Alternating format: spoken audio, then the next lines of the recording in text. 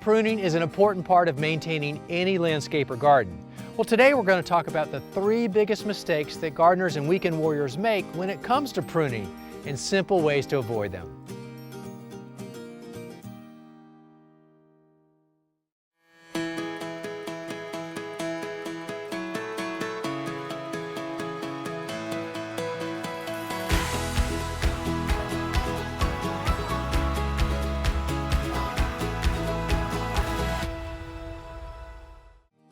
The first mistake is pruning at the wrong time of year.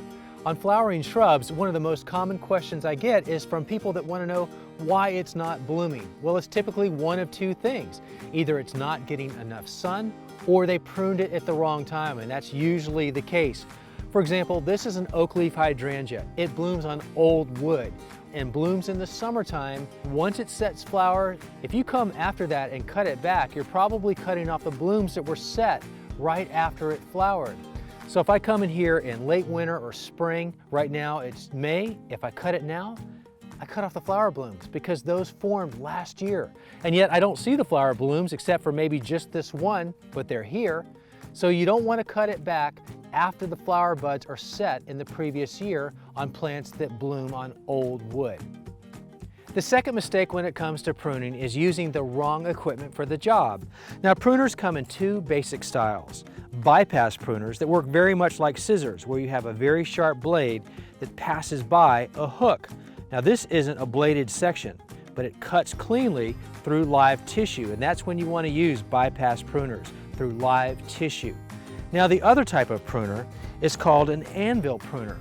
Anvil pruners are used to cut with dead wood, because it has a blade that lands onto a plate and it basically crushes what's between it. So an example of that would be dead wood and an easy cut. Now, anvil pruners are wonderful for dead wood, but you would not want to use anvil pruners on live tissue because it crushes, it can cause damage to the remainder of the live plant, and you don't want that. Now, I could use bypass pruners to cut into dead wood, but it doesn't cut as well. It's harder and it's not as clean. But you never want to use anvil style to cut live or new tissue because what's remaining won't be a clean cut and it will expose it to pests and diseases. So you always want to use your faithful bypass pruners to make that clean cut.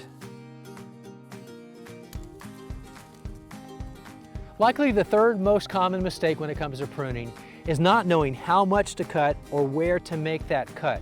So let's start with a general rule, and that is the rule of thirds. The more you cut a plant down, the more stress you induce on that plant. And now there are exceptions to every rule, but if you can just stick to the general rule of thirds, start at the tip of the plant and work down from the top about a third and try to make your cut there or above. That's the best you can do for that plant. Now, another thing about pruning that a lot of people don't realize, when you make a cut, you actually stimulate new growth. And I don't want to get into all the science of it, but just to point out an example, a month ago, I made a cut on this branch right here, about a third to a half an inch above 2 dormant leaf buds. When I made that cut, it stimulated those leaf buds to form new branches. So for that one cut, I now have 2 branches. And that's the trick in the horticultural industry. How you actually induce a plant to grow and get bigger is that you cut it back, but knowing where to make that cut makes all the difference in the world. So stick to the rule of thirds to minimize the amount of stress on the plant, and then know where to make the cut. If it's opposite dormant leaf buds, which means a bud on each side of the branch, make the cut about 1/4 to 1/3 of an inch above, straight across. But if it's a shrub that has alternate leaf buds where they're not opposite each other, but they alternate, one here and then the other on the other side, make the cut about the same distance above, but cut it at an angle.